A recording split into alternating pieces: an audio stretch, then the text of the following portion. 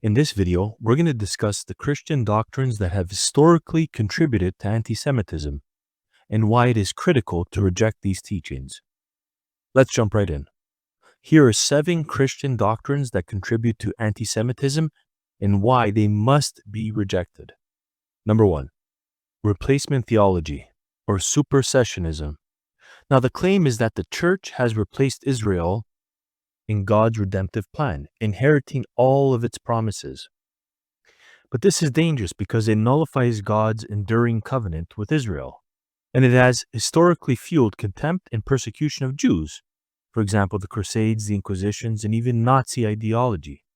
But Romans chapter 11 says, has God rejected his people? By no means. And in verse 29 it says, the gifts and calling of God are irrevocable. Paul warns Gentile believers not to boast against the branches. See Romans chapter 11, verse 18. This is why you must reject it, because it directly contradicts Scripture's affirmation that God's promises to Israel still stand. And it breeds arrogance, not gratitude, in the Gentile church. And it opens the door to theological and ethnic pride, which historically led to mass violence against Jews. Number 2, cursing Israel as under God's wrath. The claim is that Jews are eternally under God's curse and thus deserve suffering. But this is very dangerous because it dehumanizes Jews and justifies apathy or hostility towards Jewish suffering. It'll twist texts like 1 Thessalonians chapter 2 into universal condemnation. But Paul is referring specifically to certain Judean persecutors, not all Jews. And in Romans chapter 11 it says, as far as the gospel is concerned, they are enemies for your sake, but as far as election is concerned, they are beloved for the sake of the patriarchs. Now, this must be rejected because it ignores Paul's personal anguish over his own people, and it reverses the heart of the gospel, which extends mercy, not vengeance, and contributes to cycles of violence rather than reconciliation and gospel witness. Number 3, misusing spiritual Jew, language to erase ethnic Israel. The claim is that only real Jews are Christians. Ethnic Jews are irrelevant. But this is dangerous because it attempts to redefine Jewish identity and strip ethnic Jews of their biblical role. It has led to the denial of Jewish suffering and legitimacy. Romans chapter 2 refers to a spiritual condition, not ethnic replacement. And in Romans chapter 3, it immediately affirms the value of being ethnically Jewish. It says, what advantage has the Jew? Much in every way. Erasing Jewish identity paves the way for anti-Semitic distortions. And God's covenant with Abraham was physical and spiritual. The church must embrace both unity in Christ and God's faithfulness to ethnic Israel. Number 4, denying the modern state of Israel has prophetic significance. Many will claim that Israel's return to the land in 1948 is purely political, not divine. But this is dangerous because it implies that the Jewish return to Israel is illegitimate and not part of God's plan. And it contributes to the delegitimization of Jewish safety and national identity. But the Bible refutes this. In Ezekiel chapter 36, a prophecy of Israel's regathering before full spiritual renewal. In Isaiah chapter 11, God will recover the remnant of his people from the 4 corners of the earth. You see, God alone gathers his people. And ignoring this fulfillment denies the visible hand of God in modern history. Christians who affirm God's sovereignty must see his purposes in Israel's reestablishment. Number 5, misapplying Jesus' death to the Jews. You see, they say the Jews killed Jesus, they are Christ killers.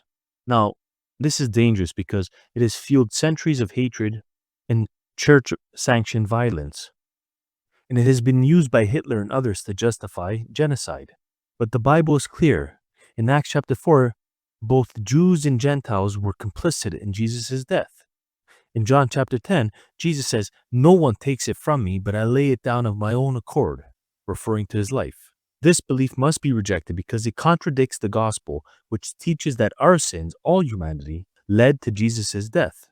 It turns the message of grace into a weapon of guilt, and it blinds believers to the Jewishness of Jesus and his apostles. Number 6, reading the Old Testament as only symbolic of the church. The claim is that all promises to Israel are now spiritualized and belong solely to the church.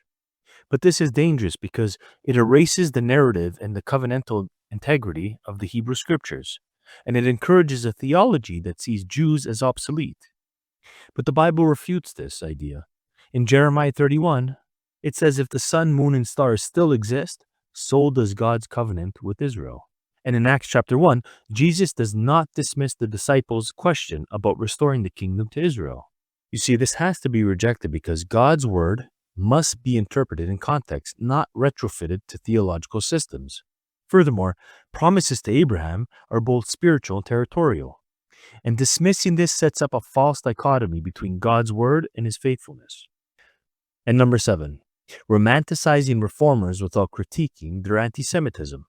The claim is that Martin Luther and other reformers were only heroes of the faith, but Luther's later writings were used by Nazis to justify the Holocaust, and his book on the Jews and their lies called for synagogues to be burned and rabbis executed. The Bible refutes this. In James 3 it says, "And with it we curse people who are made in the likeness of God. This ought not be so." And Paul says in Romans chapter 12 to overcome evil with good, not propagate hate. This must be rejected because while the Reformation restored biblical truths, its anti-Semitism must be repented of. We cannot ignore or sanitize church history. God is calling the church to humility, repentance, and restoration towards his people Israel. You see, God's promises to Israel are not revoked by human failure.